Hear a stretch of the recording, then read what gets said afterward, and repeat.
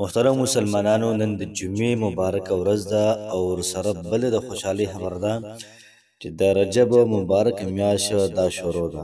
او کله چې د رجب په شانتې محترمه او ډیره زیاته بهترینه میاشت دا شروع وي، ورسره محترمو د جمعې فضیلت او ورسره د رجب فضیلت، دا دواړه فضیلتونه چې جمع شي او دا وظیفه پکې څوک وکړي، انشاءالله عزیز هر قسمه رکاوټونه به د الله پاک ختموي، هر قسم حاجتونه به الله پاک پوره کوي، هر قسم لانجې کنجې دشمنۍ تکالیف او مصیبتونه دغه رنګې څومره چې پریشانیانې دي الله پاک به تمام تر تمام ختمه کړي. د رزق چې څومره لوی نه لوی مسله ده، د کاروبار او د پیسو د رشتې چې څومره لوی مسله ده، انشاءالله د دې وظیفې په برکت باندې الله پاک به دا ختموي.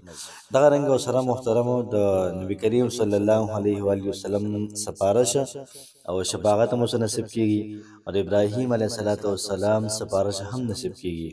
کېدای شي ابراهیم علیه السلام هم دله سپارش وکړي، الله پاک جنت ته بوځي او نبی کریم صلی الله علیه و آله وسلم دله هم سپارش وکړي. نو ډیره زیاته قیمتي، ډیره زیاته عظیم شان وظیفه ده. کوشش وکړئ چې په ژوند کې خامخا وکړئ. وظیفې مکمل ترتیب او د وظیفې مکمل طریقه کار تاسو ته مکمل په دې ویډیو کې دا ملويږي. بسم الله الرحمن الرحیم. شروع کوم د ډیر زیات بخونکي او د ډیر زیات مهربان رب په نوم باندې. زه ګواهي ورکوم د دې خبرې چې د الله پاک نه علاوه د عبادت لایق بل څوک نشته. نبی کریم صلی الله علیه و آله وسلم الله پاک بنده او د الله پاک رسول دی. زما د اسلام ډیرو زیاتو خوږو درنو مسلمانانو خویندورونو، نن چې کومه زموږ وظیفه ده دا د جمعې د ورځې حوالې سره ده او دغه رنګې د میاشت کومه چې د رجب میاشت ده د دې حوالې سره ده. رجب میاشت ډیره زیاته د برکت والې میاشت ده. دې میاشت کې الله پاک مسلمانان دا منې کړي دي چې تاسو جنګونه جګړې جهاد وغیره دا به نه کوئ. دا حکم مخکې رجب ذیقعده ذوالحجه محرم څلور میاشتې د حرمت والا وي.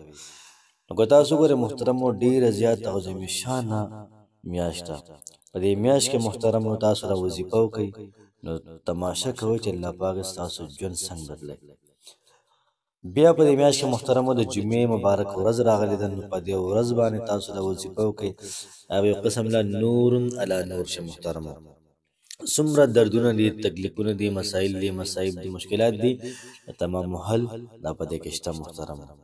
دغه رنګه څومره حاجتونه دي، ستا به حاجت څه شي، یا به کوري یا به ستا حاجت څه بله مسله یا به رشته یا به دولت وي، پیسې وي، کاروبار وي، دغه رنګ یا به ستا حاجت د محبت وي. انشاءالله عزیز جمله چې څومره مسلې مسایل دي تمام حل دا په دې کې شته. نو راځئ چې ځو د وظیفې ترتیب او د وظیفې طریقه کار ته. وظیفه داسې ده چې تاسو به 111 پیرې درود ابراهیمی وای، کم چې د مانځه والا درود شریف دی دا به تاسو 111 پیرې وای. او د هغې طریقه کار به دی چې سوچ به دا کوئ چې یاره زه په آل د محمد صلی الله علیه و آله وسلم او په آل د ابراهیم علیه السلام باندې سلام پیش کوم. سلام راځه به هغوی باندې سلام لېږم. نو چې کله ته به هغوی سلام لېږې نو ته به دا وظیفه انتهایي په ادب سره کوې. ته به دا وظیفه انتهایي په قلاره کوې.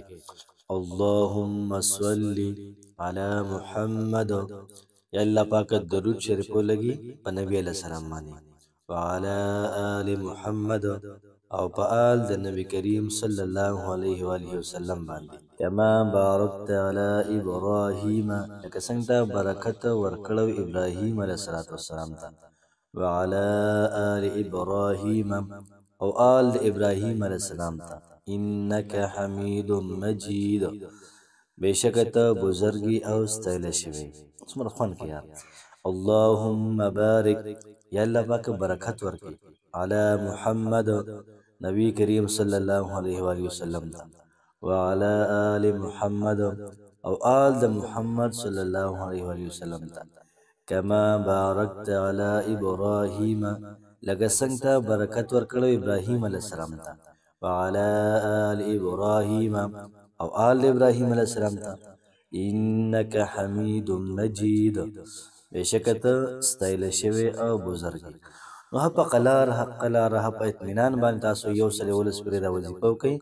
بیا د هغې نه بعد دا وظیفه هغې نه بعد باید دعا وکړئ او دا وظیفه آل د نبي کریم علیه الصلاة والسلام ته وباهئ او دغه رنګې آل د ابراهیم علیه السلام ته او نبی کریم صلی الله علیه و وسلم ته هم او ابراهیم علیه السلام ته هم ان شاء الله العزیز د دې په پیل باندې د دې حضراتو په وسیله باندې به دعا وکړئ الله پاک زموږ حاجتونه پوره کړي مشکلات ختم کړي پریشاني ختم کړي چې سم ستا په کار د الله پاک نه غواړه ان شاء الله ضرور ملاویږي الله پاک هم خوشحاله آباد ساته السلام علیکم ورحمة الله وبرکاته